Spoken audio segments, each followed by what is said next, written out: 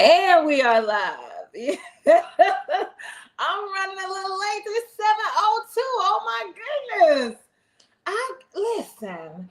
Can anybody explain to me how it's possible that I live in this house now by myself and I cannot find what I had? So I'm the only one who had it. I'm the only one who put it down. And I can't find it. Listen. I don't understand it. I don't understand it. Welcome to the Good Fight. I am so grateful for your presence in this space. And it doesn't matter to me at all how you show up, whether you are showing up live, like right here, right now with me, or during some other time during the normal rhythm of your life that you decide that this is the time that I'm going to stop and I'm going to engage the good fight. I am just grateful for your consideration. I'm grateful for your time. I'm grateful for your presence. I'm grateful for your encouragement. I'm grateful for your support, your pushback, your challenges. All of that means so much to me, more than you will ever know. If this is your first time at the Good Fight, welcome, welcome, welcome. If you come on a regular basis, welcome, welcome, welcome to the Good Fight. But first timers, you need to know that there are ways that you can engage in the Good Fight. One of those ways is to locate yourself in the story. I really believe that our faith is one big story. I think our human existence is one big story. And the story was already in progress before we entered. Right. And so when we do enter, like, where do we show up in this story? And I believe that the text that I'm using, because I'm a cradle Christian, the text that I'm using is the Bible. I believe it is a story. So where are you in this story? Which role do you play? Which character are you? Which character have you been? Which character would you like to be? Which character do you not like? Which character would you never want to be? Hotep, I see you. Whoop, whoop. And so like, find yourself in the story, because you are one of these people. It's possible that you are, because the second way that you can engage is to say, no, I'm going to look at this through a window. Like, I'm none of these people. Like, this is not my experience. I don't know anything about what you're talking about. However, thank you, Lo said, let me put this on the screen. Lo said, I'm looking cute this evening. And that's what I'm tickled about, because I wanted to put on the shirt I had on this morning and can't find it. I'm like, where is the shirt? Of course, I'm going to find it as soon as this is over. So I had to put on something else. So this may not be your story, but it is a gift. Anytime someone feels comfortable enough to share their story with you, like, stories are sacred. Stories are transformative. Stories are impactful. Stories are powerful. They are piercing. And so if a person is comfortable enough to share with you, or if a person is pissed off enough to share with you their story, then we should receive that as gift. So even if you can't locate yourself in the story, that's okay. Stay with us and watch it through a window, and then just allow the story to penetrate your body, and then let it do what it do. I don't know what's going to happen. A third way that you can engage in the good fight is to walk through a door. So it is my hope that this won't be the end of the conversation. So I'm going to end the stream at 8 o'clock. I'm going to leave the studio, but I hope that the conversation continues to live on. So even next week, 3 weeks, 3 months, 3 years, something about this story will still be resonating with you in some way. And then finally, you can do like Lo, you can comment right here. I keep saying I'm going to try to figure out how to get the comments off of YouTube. I haven't done that yet, but I really am going to do that. So thank you for joining us for the Good Fight. I am your guide, the Reverend Doctor. You can call me Denise. I want to talk about, so the flyer, the topic for tonight suggests that this is going to be a series, and that the series is entitled The Sins of Christianity, and that tonight we're talking about selflessness. But then next week, maybe we'll be talking about something else that I consider to be a sin of Christianity. But I just want to put this disclaimer out here right now, because what happens to me is I'm a kind of in the moment, go with the flow kind of person. And so that's what I'm thinking right now, that, there are so many things that can fit into this category. Like, we could talk about this. So let's do this week after week. But something may happen between now and next week that'll make me say, I want to talk about this. So I don't want you to hold me to the series, but that's what I'm feeling right now, that there are several sins that I think can be attributed to the religion of, the indoctrination of, the misinterpretation of, the misunderstanding of Christianity. Because when I say Christianity, I am not saying God. I'm saying Christianity, calling it, naming it, sourcing it as a man-made denomination. So it is a system that is designed to give people the tools that they need to practice their faith.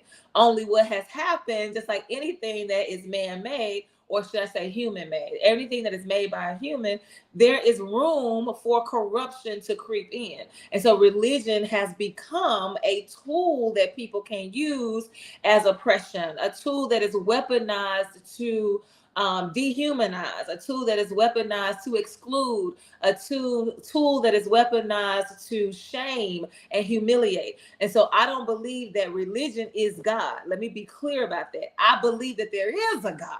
I know for a fact that there is a God for me, and that God has many names and many manifestations and works in many different ways. But when I'm talking about Christianity, I am not equating that with God. And so I want to make sure that that is crystal clear, that when I'm talking about the sins of Christianity, I'm not saying that this is how God has sinned. I'm saying these are the sins that we perpetuate, that we have committed, that we continue to commit, that some of us are complicit in, and some of us are trying to dismantle as it relates to the system of religion that we call Christianity. And I just love how things just come together through conversation. Like, I tell people all the time, I am a professional talker. Like, I talk for a living. Like, that's my livelihood talk. When I lost my voice, y'all, I was sick. I was like, people were inviting me out to lunch. I'm like, I can't go to lunch and I can't talk. I went to a housewarming because it was very important, I felt like, for me to be there. But then I had to use text to communicate. I was like, look, my voice is still not 100% because I need to be quiet in order for my voice to heal. But I'm like, I can't. So I talk for a living. So conversations are huge in my life. And so we were having a conversation. I've been having a series of conversations, and all of them are converging into this topic about what it means to think about and to consider the sins of Christianity, because that is what this platform is all about. I'm not trying to tell you what to think. I'm not trying to tell you what you're thinking is wrong. What I'm asking you to do is consider what I'm offering. And because you're considering it, that means that you have the freedom and the liberation to accept it or reject it. You can accept it outright or reject it outright. You might take bits and pieces and say, I might can use that. I can't use it at all. Like, that's okay. So I'm just offering this up for your consideration. And so the conversation that I had most recently was Sunday after church. And there were three of us who were out to lunch, and we were all talking about how we grew up as Christian. We grew up in different faiths. I think one of us was Church of God in Christ. I think one of us was United Methodist. I'm Baptist. Hey, Takia. Hey, Takia. I want to say hi, your boys, but then I'm like, I don't want to dismiss you. How is it with y'all soul? All of y'all, how is it with your soul? And so we were just talking about, I don't really know the faith. I know one of us was Church of God in Christ, and I know I grew up Baptist. I think the other one's United. I don't know. But that wasn't important to me. It wasn't important to any of us. What was important was about all three of us feeling the same emotion around how at some point we realized for ourselves that the story that we were being told, the teachings that we were receiving, the the forcefulness of us, the indoctrination around Christianity just didn't make sense. And so we started pulling out like, what didn't make most sense to you? What didn't make most sense to you? What didn't make most sense to you? And so we had this conversation, and we were there for like, when I got in the car, I was like, counting. I was like, we were there for 2.5 hours just talking and eating and just having a glorious time together. There goes Takia said, it's the boys are being boys. So fun. That's AKA wild. I'm okay with you calling them wild. Just don't call them bad. Do not call them bad. But as long as you call them wild, I'm okay with that. All of us a little bit wild. All of us can get wild. That's that fire that we have inside of us. So I appreciate that. How old are they? And so one of the one that I said didn't make most sense to me. Here was my contribution to that conversation. And please feel free to write and tell me what is the one part of your, regardless of your faith, whether you grew up as a Buddhist or whether you grew up as in the Muslim faith, whether you grew up as Jewish or Taoist or you Wiccan, like whatever your faith practice is. So Reese turned 4 in August and Royce will be 2 New Year's Day. My brother Dwayne was born New Year's Day. You got some babies. Oh, your house is just full of joy and sound and laughter and crying and noise. It's gotta be beautiful. Cacophony. That's gotta be what's going on with you. It's so quiet in here. T used to make so much noise. I used to be like, oh, and now I'm like, what I would give to have some noise. That good. No, she made some noise. So I like noise. Now I have a better appreciation for it. And so what I offered to the conversation that I'm inviting you to share, like, what was it that you felt like? Zakia said, oh, it's so loud. I can only imagine with a 4 and a 2-year-old. That's precious time. That's holy time. That's sacred time. And I hope that you are, and it sounds like you are, that you are just enjoying being present in every moment, even the moments that make you say, oh, I mean, that's just parenting in whatever form that takes shape. I think it's just a beautiful thing. And so we're talking about, and I'm inviting you to share the stories of your faith, regardless of what your faith tradition is, where you just had this moment where you're like, this just don't make any sense. And so here's what I think about. And actually, I did not think about it until 2015 when I moved to Arkansas, and I was doing. Now they don't stay little for look. Takia, listen to your elder. Your elder said they don't stay little for long. He has grown ones. I'm talking about grown ones.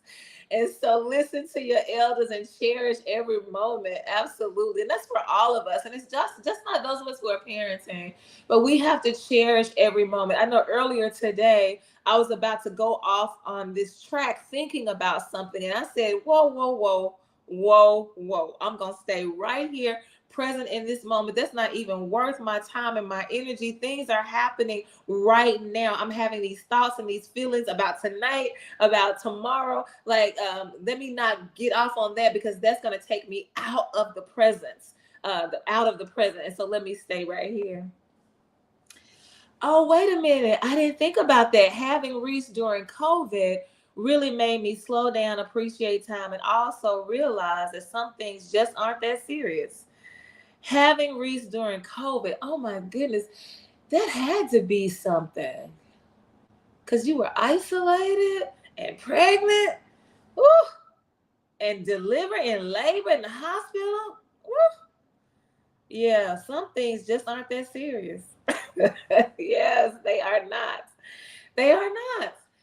And so when I moved here in 2015, it was because of my job. My role was to be a faith organizer, and I was reaching out to all of the faith leaders around the state of Little Rock. It didn't matter the faith practice, but if you were considered a leader, whether that meant you had a title, whether that meant you had credentials, none of that mattered. It just meant if somebody considered you to be a leader in the faith community or influential in the faith community, then it was my role to reach out to you, to connect with you, and to see if you could, find where you are in your theology around people who are lesbian, gay, bisexual, transgender, queer, intersex, asexual, polyamorous, pansexual, demisexual plus, right? The whole spectrum.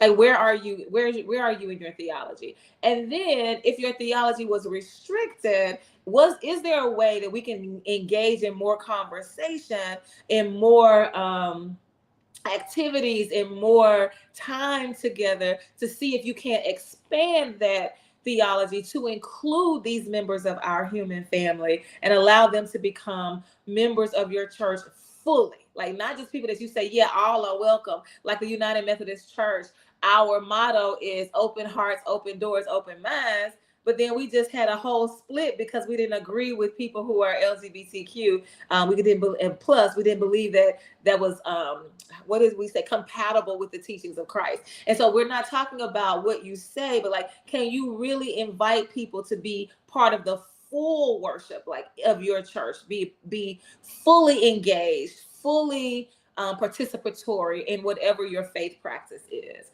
And so I was meeting with this guy. I cannot think of the name of the church, but it's in North Little Rock.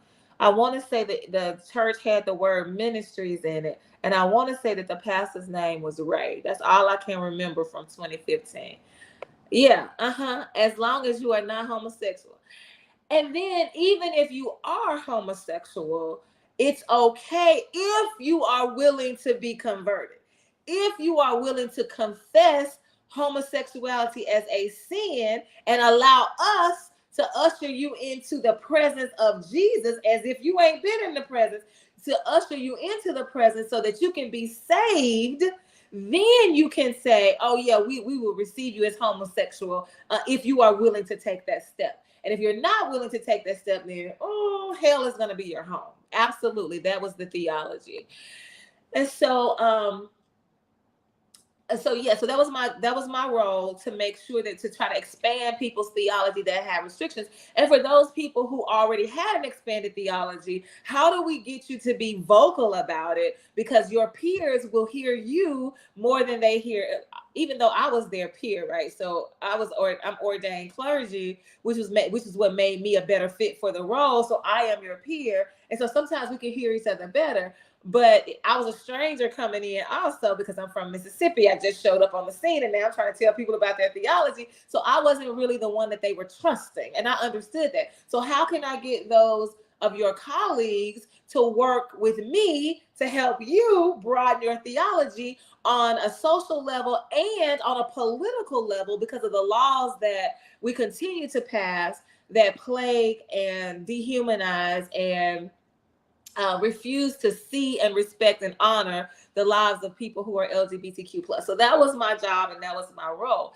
And so in doing that, in fulfilling my role, I met with this man named Ray, this pastor. I cannot think. Look, y'all, that's all I remember. Ray, North Little Rock. Church ends with ministries. If y'all remember the name of church, if y'all know what I'm talking about, please tell me, because I want to go back. Because when I tell you they had a praise team that'll set your soul on fire, sometimes I would go, and I ain't gonna lie, I try to be completely transparent about it. When the praise team finished, I was good. Look, I ain't have to hear nothing else. I ain't need the sermon. I ain't need nobody to preach no text. I ain't need nobody to read nothing. I ain't need nobody to pray nothing.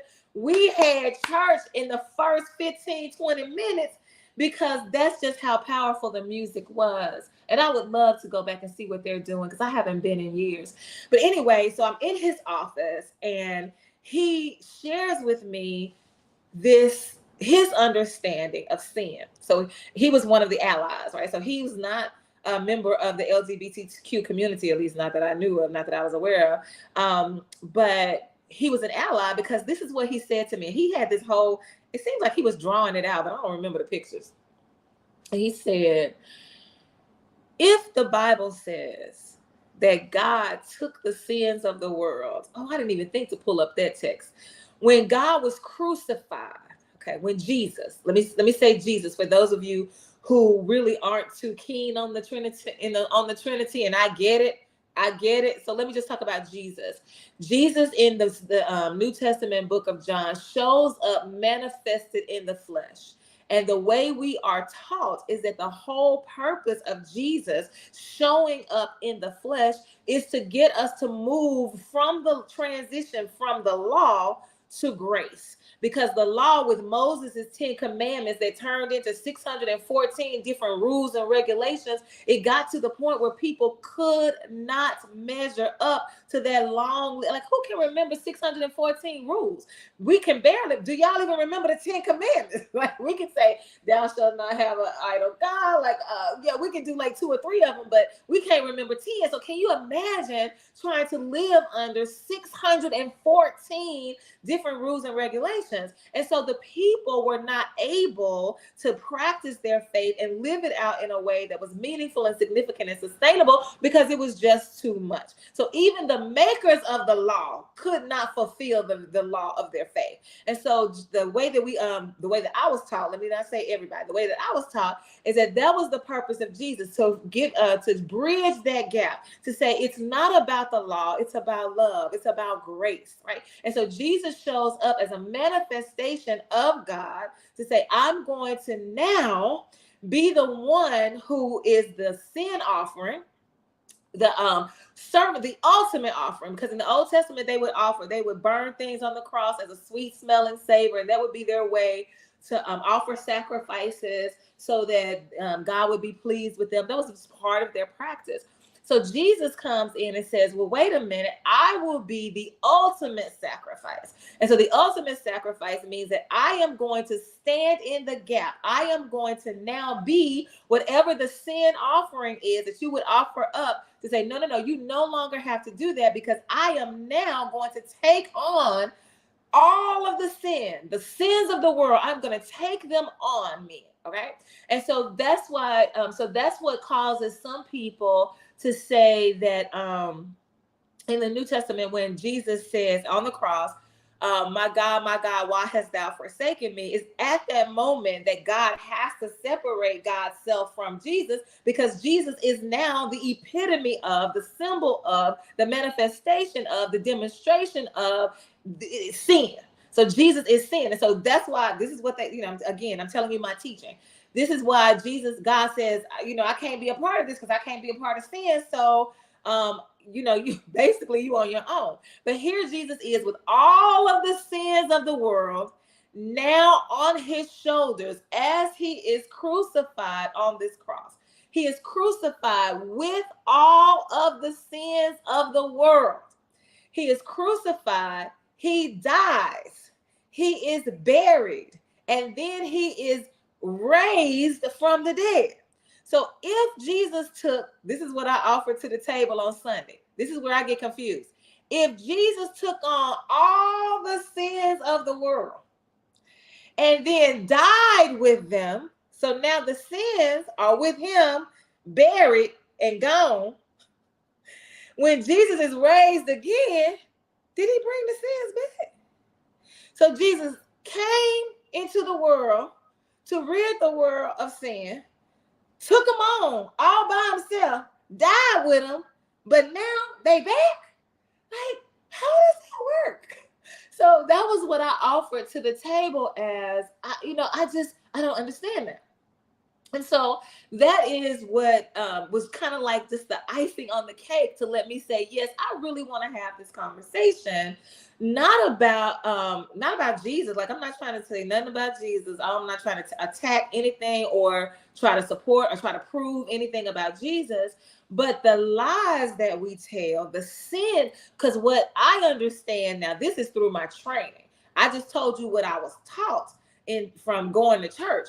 What was fed into me. But from my training as a theologian, what I came to learn is that the word sin means to miss the mark, right? So you wake up in the morning, like me, I have sinned for the past week, probably more than that, because in the morning when I wake up, I have goals that I want to accomplish. I just cleaned out my mama's storage units, and there are some things that I brought back to me, and I got to figure out what to do with them.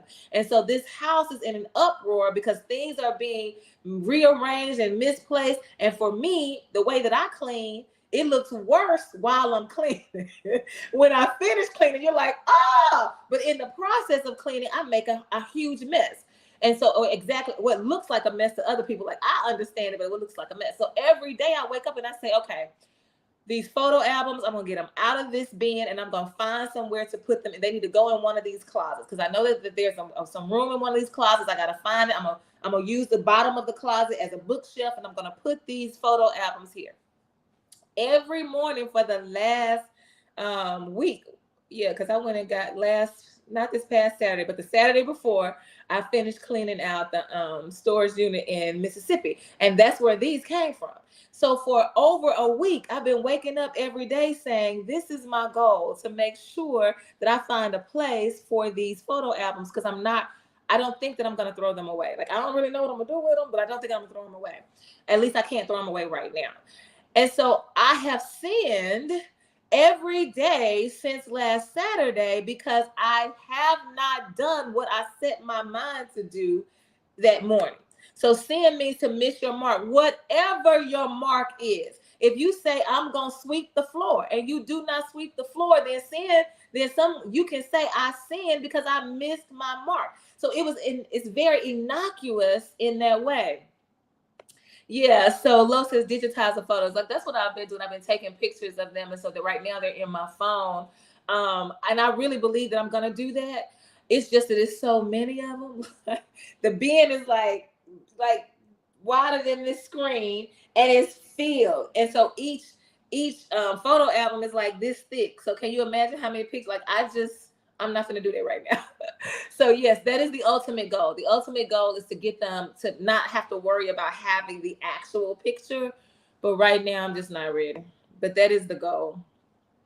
And so, so really sin, the word in itself at its root, was simply supposed to be a way for you to measure and your own daily goals that you set for yourself. It's not about somebody else judging your life based on your own behavior, because really, unless you tell somebody what your goals are, they wouldn't know whether you sinned or not. So now the way that we think about sin in this world, especially in Western Christianity, it is a way that we stand on the outside of somebody else's life, and we determine for ourselves whether or not you are worthy to be chosen for heaven, to be chosen for God's grace, to be chosen for God's goodness, to be chosen for God's blessings, based on whether or not you have sinned.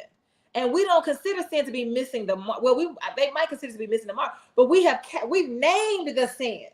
And so me not doing the finding a place for the photo albums doesn't even make the list. Even though I've missed my mark that I set for myself every single day, that doesn't even make the list. But we've decided, now ask me, who is we? My mama was a fashionista. And she would say to me, they say that green is going to be the color for fall. And I'd be like, who is they? And she would be like, after a while, I didn't do this until I was older. I didn't do this as a child. As a child, if she said green was color fall, we was going to wear some green. But as I got older, I'm like, T, who is they? And who gave they permission? And where did they get, like, what made they think that they could? Like, who is that? And so those of us who are Christians, and we have created this sin list, like, who is we? Who gave us permission? What makes us think we're experts? Like, how do we know? I don't know.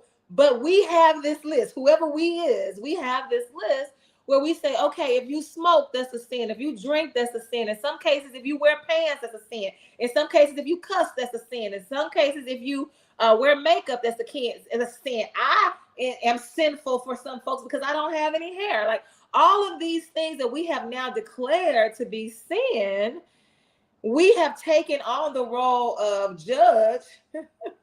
No, we've taken on the role of God.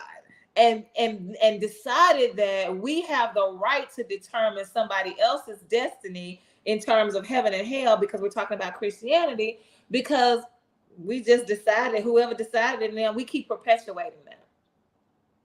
And so one of the things on the list, this list that I believe people have made, now I ain't seen the list, it's just what I have experienced being a cradle Christian. So being a Christian for 52 years now, this is just what I've experienced. And so one of the things on the list is selflessness.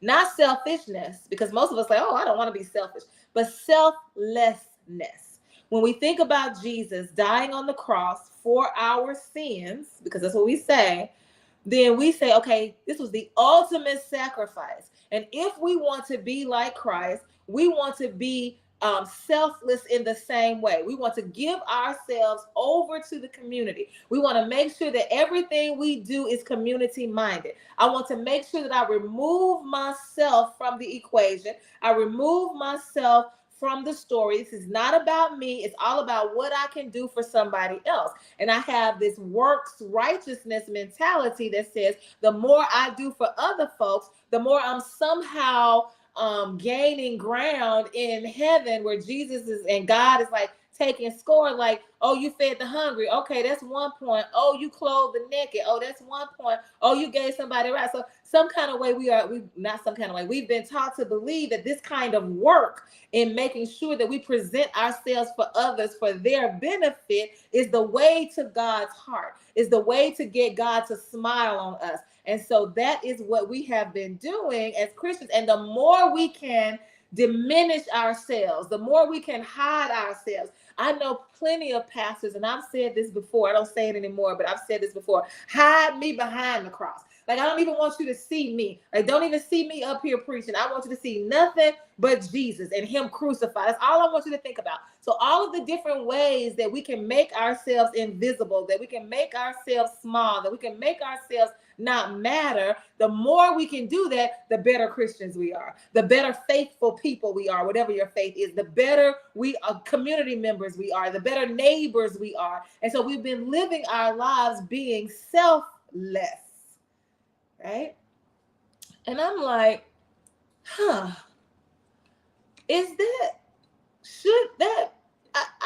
not sure. Honestly, I'm fully persuaded that ain't what God means for us to do. And let me tell you one of the reasons why. I can tell you a couple of reasons. I used to be a pulpit pastor in Gulfport, and I had this parishioner. Her name was Sarah Elizabeth. She was one of those people that had two names. Oh, wait a minute. Here's Lo. The opposite seems true, just like Onan, Judah's son, who spilled his seed and was struck down. What do you mean the opposite seed? What? Say more about that. The opposite seems true, that when he spilled his seed and was struck down. Say more about that. I'm not sure I'm following you. But I had a parishioner named Sarah Elizabeth, and she had a heart. She had a servant's heart, right? Because we think about Jesus as, many of us have been taught, some of us have been taught, keeping score. Okay, yeah, keeping score. Gotcha, yes. So this is the works righteousness mentality. The more I do for others, the more ground I gain, the more God loves me, the more blessings I receive, the more I put myself in line to receive these blessings. I position myself to be a beneficiary of God's favor because of all I'm doing for somebody else without thinking about myself. And so she had a servant's heart, because the idea is that because Jesus came in the flesh and took all the sins of the world onto him, that he suffered. Because I really wish that we would stop painting pictures, images of Jesus on the cross, because none of the images that I have ever seen in a painting is as gory as what really happened to him. The pictures almost make it seem pretty. It's almost like they want to glorify this lynching, because that's what it was. It was a state endorsed killing of a man because the state felt threatened by his power, right? And that's what lynching is. And so one form of lynching, and that's what lynching is. And so here we have, Jesus suffering.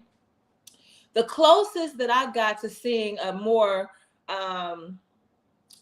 realistic view of what happened was when Mel Gibson, Passion of the Christ. That was the name of the movie. Mel Gibson. If you have not seen Mel Gibson's Passion of the Christ, it is, for me, the more realistic depiction of what happened to Jesus. Because when Jesus was then picked up and taken away from there after he was crucified, it was the ground was soaked with blood. I'm talking about soaked with blood.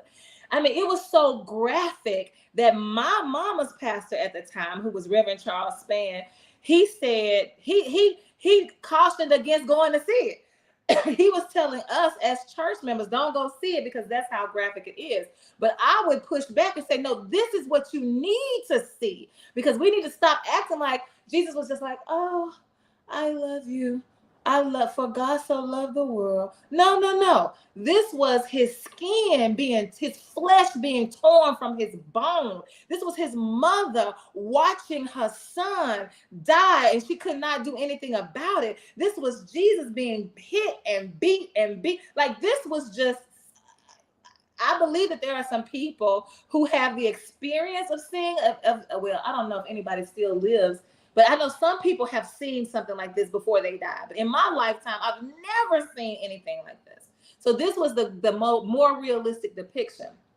And so Jesus is the suffering servant because he came to serve us, because that's what we write. That's what is written in the New Testament, that he came to serve. Like, he didn't come to be in charge. He didn't come to be the Lion of Judah, but he came to serve us. So this servant who suffers, and in Isaiah, it talks about the suffering servant. And so we in the New Testament folks came along and said, this must be who Isaiah was talking about. And so Jesus gets this name as the suffering servant. And then we begin to be taught that if you want to be like Jesus, you must suffer as a servant.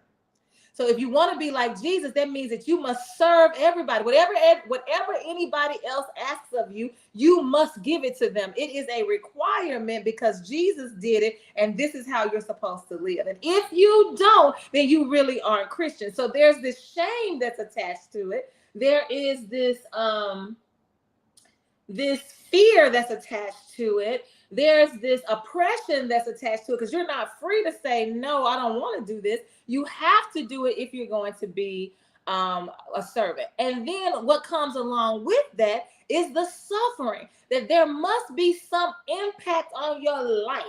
There must be some adverse impact on your life that allows you to believe that you must be doing something right. How many times have I heard somebody say that if your life is going good, then you must not be serving God? Because the devil, if you're really serving God, the devil should be on your trail. There should necessarily be some adversity. There should necessarily be something wrong. There should necessarily be some kind of struggle that you're in, because that's how you know that God is with you. That's the theology that we've been taught, that Jesus is the suffering servant. If we're going to be like Jesus, then we must learn to suffer, which then means we have to be selfless. And I was watching the cooking show, reality competitive cooking show, and this young man came on the show and he says, he won. This is God's grocery game. At the end, you have an opportunity to win up to $20,000. So the guy won, I think, let's just say he won the whole $20,000. I can't remember. But he was brought back on the show again. So when he was brought back on the show the second time, they asked him, because they asked you, what are you going to do with the money? They asked you, what are you going to do with the money? So they asked him what he's going to do with the money if he wins, and he says that he's going to give it away.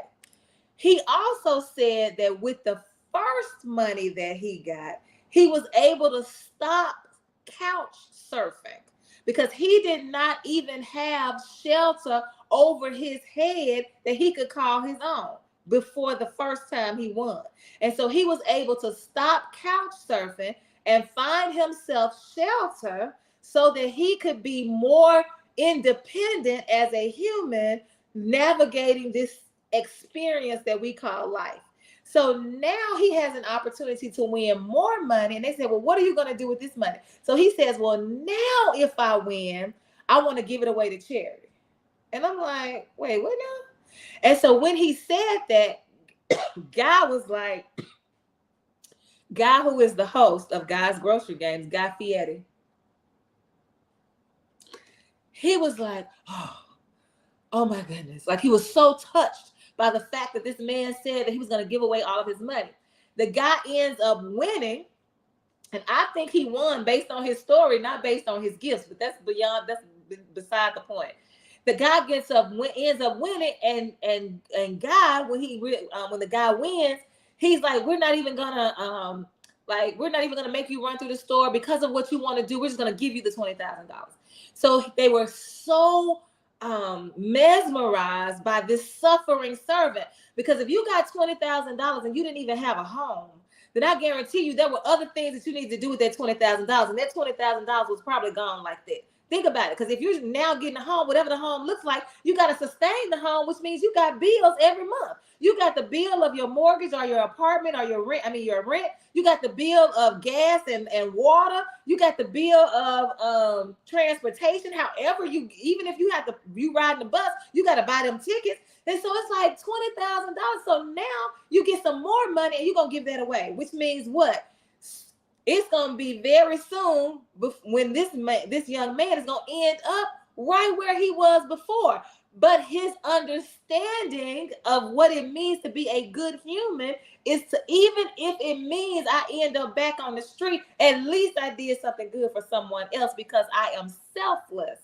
I am a servant who suffers just like Christ. And I said, you know what? I do not believe that is what God meant for us to do. I do not believe that is the message that we're supposed to take away from Jesus's crucifixion, that I'm supposed to give all that I have, even if it deprives me. So my parishioner Sarah Elizabeth, she came to me because she was telling me her story. I probably shouldn't have said her name. Oh my goodness. But anyway, if she dings me on this, that's fine. Usually I ask people permission to share their stories, but knowing her heart, I don't think that she'll be mad. But if she is, my apologies, my deepest apologies. But she had helped one of her friends. She helped one of her friends with the understanding that her friend was going to return. She was loaning the friend some money. Like, I'm not giving you the money. That was the agreement that we're going to loan. And most of us do not get agreements in writing. Look, after what I've been through, get it in writing. And so she just, out of the goodness of her heart, because she's a Christian, because she believed that this is what Jesus would have her to do, her friend was suffering and in need. She had it, and so she gave it to him and assumed that the friend would keep their word and give the money back to her so that she would be able to use the money when she needed it. That's not what happened. And so Sarah Elizabeth found herself lacking. She had excess. Well, I don't want to say she had excess. She had what she needed for her own life's sustainability. But at the moment, there was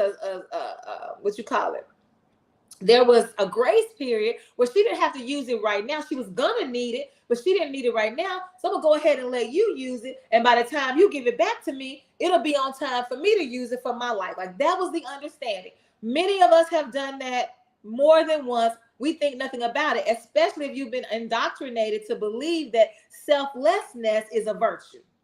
But what happened was her friend did not give the money back on time. So now Sarah Elizabeth is facing some kind of lack in her life. So she comes to the church for help. Okay, so we're having a conversation.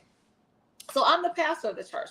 I got no problem helping you, Sarah Elizabeth. No problem. You need something right now. That's what we're here for. That's why we do what we do, the way that we served each other. That's what we do. We're gonna make sure that everybody has whatever they need, because that's what I believe church is about.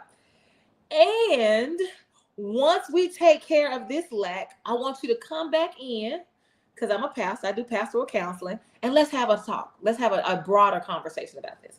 So after we took care of all of her needs, gave her time to think about it, gave her time to, get over that, not worry about that, blah, blah, blah. She comes back in, and I said to her, and I said, Sarah Elizabeth, this is what I believe. This is what I really believe. I believe that we are only supposed to give from our overflow. That's what I believe. We are only supposed to give from our overflow, because I'm going to show you the scripture in just a minute that says when we give, we are to give expecting nothing in return. So if I'm going to give something to you, that means that I don't need it. That means that I am in a position to give it to you and loose it from my life. If it comes back to me, that's fine. But if it doesn't, I have not lost anything. I am not suffering anything. I am not worried about anything. I am not anxious about anything. And I'm not going to have to be dependent on somebody else or on some system to provide for me, because what I gave you was what I had that was over and above what I needed. Whatever we have that is over and above, that is where we give from. And so she had a really hard time understanding that concept, so much so that I turned it into a series, like I turned it into a sermon. Like I was like, you know what? I need to teach this. And so I started using, whenever I could, like I didn't force it into the sermons, but whenever I felt like it was a perfect fit for this sermon, I was trying to continue to reiterate, we are to give from our overflow. And I feel like if we do that, right, if we give from our overflow, then we are never operating in any spirit of lack. And so many people have been indoctrinated to believe it's okay if you are lacking, because the Bible also says, and God shall supply your every need according to his riches in glory through Christ Jesus. Okay, if that's the case, why are people hungry? If that's the case, why are people unsheltered? If God is going to supply our every need, not want, because we do a whole big thing in the church about making sure that people know there's a difference between want and need. People need shelter. People need transportation. People need food. People need health care. These are basic Maslow's hierarchy of needs. These are basic needs. So if God is going to supply our every need, so I ain't got to worry about whether or not I got a house because God going to give me a house. How is that working out for us? It is not. So then perhaps we're not getting this right. And that's what I'm saying. We're not getting it right, because Jesus himself in the scripture, the very same book, it baffles me how we write this stuff. It baffles me how these books are written that we call the Bible, that we hold so sacred. We want to take it literally. I do think that the Bible is a sacred text, just like I think the Quran is a sacred text, just like I think the Torah is a sacred text. I believe that. I also believe This Here Flesh by Cole Arthur Riley is a sacred text. I also believe The Beloved is a sacred text. I also believe that Cast, The Origins of Our Discontent, is a sacred text. So I'm not saying that it's not sacred, but for us to take it literally and try to pick it up off the page and apply it to our life, that is not the way I believe that we are supposed to practice our faith. So at the beginning of the chapter, we're going to start with the beginning. At the beginning of the chapter, we see Jesus walking through and supply and taking care of his needs. Let me show you this. This is Luke chapter 6. And I'm going to read verses 1 through 9. Luke chapter 6, 1 through 9. I need a toddy or something, because that's not soothing my throat. Ain't nothing. That's water. Greatest drink on earth, but it's not healing me right now. Okay, so here's Luke chapter 6, verses 1 through 9. And it says, one Sabbath, Jesus was going through the grain fields, and his disciples began to pick some heads of grain, rub them in their hands, and eat the kernels. Some of the Pharisees asked, why are you doing what is unlawful on the Sabbath? Jesus answered them, have you never read what David did when he and his companions were hungry? He entered the house of God, and taking the consecrated bread, he ate what is lawful only for priests to eat. And he also gave some to his companions. Then Jesus said to them, the Son of Man is Lord of the Sabbath. On another Sabbath, he went into the synagogue and was teaching, and a man was there whose right hand was shriveled. The Pharisees and the teachers of the law were looking for a reason to accuse Jesus, so they watched him closely to see if he would heal on the Sabbath. But Jesus knew what they were thinking and said to the man with the shriveled hand, get up and stand in front of everyone. So he got up and stood there. Then Jesus said to them, I ask you, which is lawful on the Sabbath, to do good or to do evil, to save life or to destroy it?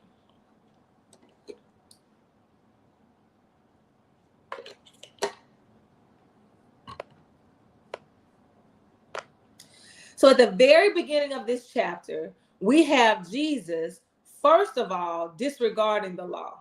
There's no reason that Jesus should have been walking through the grain fields on the Sabbath. On the Sabbath, you were supposed to do nothing save worship God. You were not supposed to participate in any kind of activities. You weren't supposed to be going outside. You weren't supposed to be hanging out with your friends. You were supposed to be worshiping God all day long. That's what the Sabbath was about. So first of all, Jesus is like, look, I'm out in the grain fields. While he is out in the grain fields, he is with some other people, and all of them are hungry. And because they are in the grain fields were kind of like a snack station. Like they were set up all around and kind of like a community garden. How we have a community garden and people that allow you to come. You can come in. Anybody can come in and get something from the garden. Like we want you to deposit. No, don't just take. But you can. You can just come in and get what you need and you can leave. There's no price attached. There's no, you don't owe anything. You just do it. So it was kind of like that. So these fields were like community gardens. So the grains were available for them, but this was the Sabbath.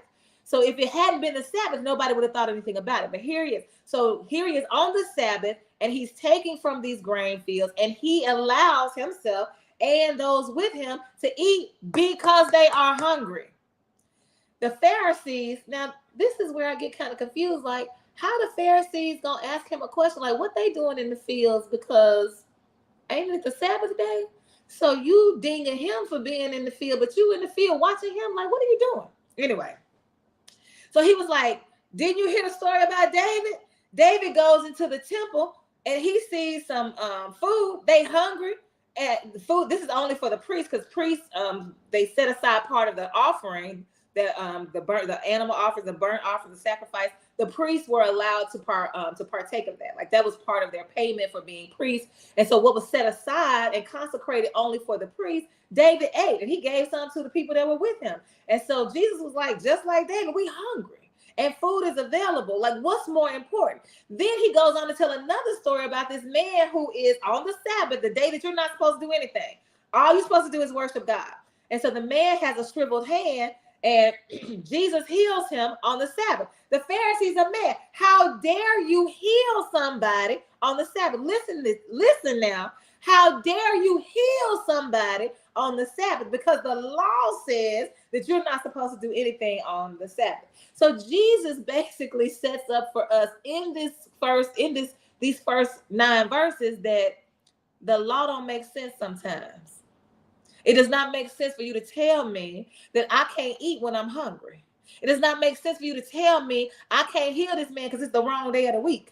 It does not make sense for you to tell me that I can only do good on certain days and evil can be reserved. Like, what are you saying? And so when we talk about Jesus being crucified, it's not so that you can become a suffering servant. It's because you can realize that grace now abounds and that the law is now to be looked at through a broader view for you to say, oh, it's not the letter that I'm supposed to be focused on. It's the spirit behind the word. It even says it in the Bible. It's the letter that killeth, but it's the spirit that gives life. The spirit of the living God says that we're supposed to meet people's needs. We're supposed to make sure that they do not lack. The way that I make sure that they do not lack is make sure that I'm taking care of myself. I'm positioning myself to be one that receives, because givers do receive. I'm going to live in such a way that I have what I need and I have more. So just in case somebody needs something, I'm able to give to them.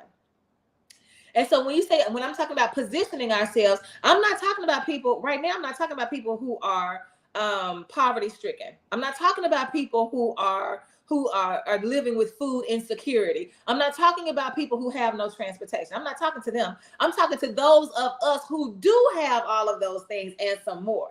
So we are the ones who are supposed to be given from our overflow, because I just had this conversation with somebody else. If you own a home, then you are better positioned than someone who does not own a home. I think we can all agree with that. But just because you own a home doesn't mean that you don't have lack. It just depends. You're in a better position, but what does that position look like relative to your situation? So it depends on who you are. The first goal is to make sure all of your needs are met. And then once all of your needs are met, If you have something outside of that and somebody else needs it, that is what you are asked to give.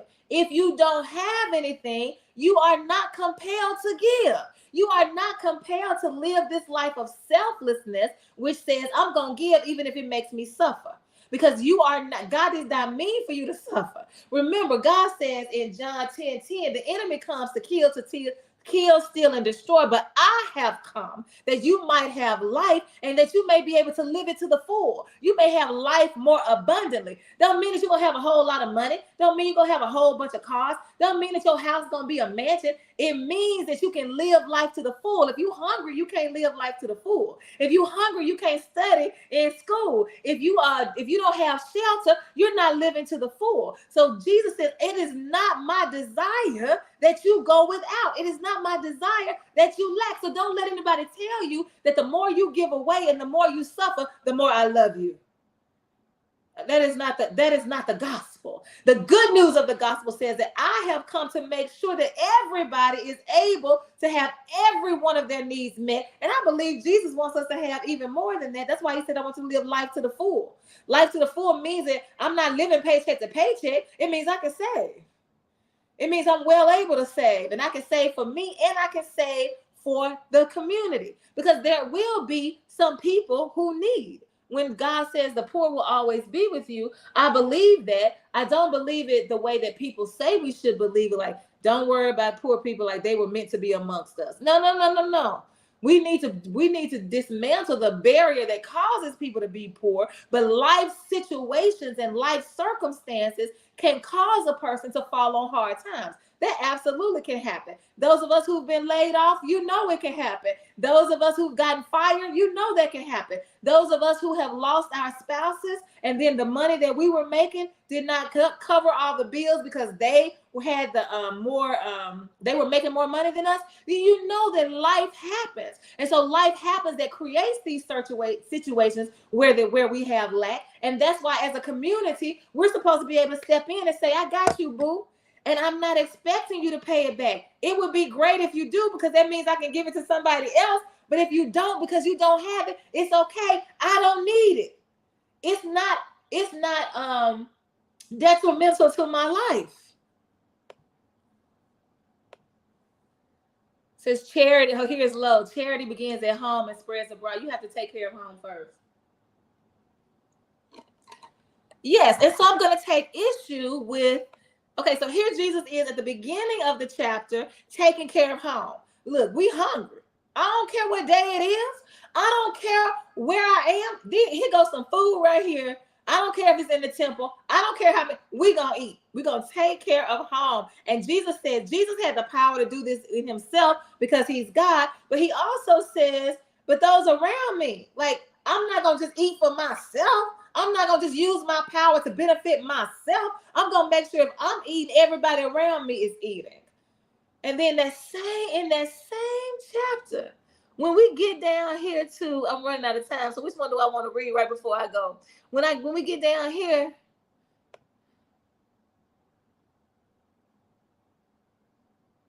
now I want to read this one. So we get further down, verses 32 through 36. Listen to what it says. If you love those who love you, what credit is that to you? Even sinners love those who love them. And if you do good to those who are good to you, what credit is that to you? Even sinners do that. And if you lend to those from whom you expect repayment, what credit is that to you? Even sinners lend to sinners, expecting to be repaid in full. But love your enemies. Do good to them and lend to them without expecting to get anything back. Then your reward will be great and you will be children of the Most High, because he is kind to the ungrateful and wicked. Be merciful just as your Father is merciful. So they've taken that one principle where it says give expecting nothing in return, lend to people, but you're not expecting a repayment because you are giving out of your overflow, not because you're trying to look good to Jesus, not because you're saying, well, if I'm going to be like Christ, then I'm supposed to get, even if somebody is my enemy, I'm supposed to give them what I need. Even if somebody is harming me, I'm supposed to give them what I need. No, the principle that we need to pull out says, yes, I'm going to lend, but only if I don't need it, because it's coming from the excess that I have. If I have no excess, I cannot give. And if I cannot give, that does not mean that I am condemned. That does not mean that God does not love me. What that means is that we are operating in systems that we got to figure out, why don't you have excess? Why don't you have what you need? Because there's a reason why. There's a reason why people are hungry around us. There's a reason why people are unsheltered. God is calling us to say, okay, I'm going to work with my excess, and I'm going to figure out what the world needs. The world needs us to step up and say, there should be nobody hungry among us. How do we fix food insecurity? Say the Christian God did not love the so-called enemies. So you trying to start something, and you're going to wait till 8:01 to start it. Saying, oh, let it, we need to talk. We don't have time to talk about this. This is okay. Y'all want to engage offline? Y'all keep typing offline so we can engage Low. Low says the Christian God did not love the so-called enemies. I'm sure people are going to take issue with that, especially me, since I quoted, I said Jesus for God so loved the world. So if you're an enemy in the world, wouldn't God love you? Oh, you said the Christian God. Oh, okay. So that would be different, the way that we are indoctrinated. I got you. And so that's what I want to say. The part one, the sin of Christianity is that we're supposed to be, remember, I'm not talking about God. I'm talking about a system of religion that weaponizes the word of God against us to say we should be giving even when we need it. So now we go without so that we can look good to somebody else, hoping that Jesus is paying attention so that we can get to heaven. And that is not what we are called to do. We are called to live lives where each person can be independent. And if somebody finds themselves in a situation where they need, we have more than enough living abundantly to satisfy that need. Y'all let me know what y'all think about that. Thank you. See y'all next week. Bye.